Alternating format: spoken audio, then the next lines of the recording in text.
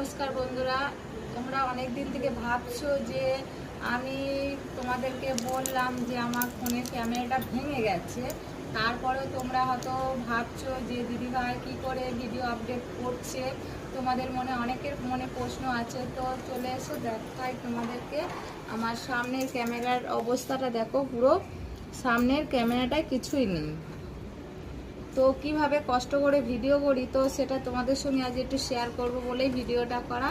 তো পুরো ভিডিওটা দেখার অনুরোধ রইল। তো দেখো আমি কিভাবে ভিডিও করি। তো দেখো, এটাও কিন্তু আমার রিং লাইটটাও ভেঙে গেছে। তারপরে দেখো কপালটা খারাপ হলে যায়, এইটা দিয়েই আমি এইভাবে এটাকে এখানটা ফোনটা রাখি। তো চলো দেখাই তোমাদেরকে। দেখো আমি কিন্তু এখন ফটো স্ট্যাটাস দিতে পারছি না, কারণ আমার ফেসবুকটা মানে যেটা এখানে অপশানটাই আমি কোনো কাজ হচ্ছে না। তো দেখো এইভাবে আমি ভিডিওটা সেভ করি। এখানে এটা হচ্ছে টাইম সেভ করা আছে। তো এইভাবে আমি ফোনটা এই স্ট্যান্ডে রাখি।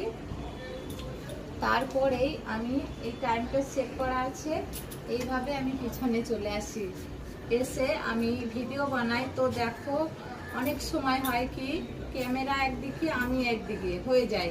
তো সেটা কিন্তু আমার একটা ভিডিও করতে গেলে মানে একবার থেকে 10 বার করতে হয়। কখনো আমি বাইরে বেরিয়ে যাই, কখনো আমার ফোন বাইরে থাকে, ক্যামেরা বাইরে থাকে।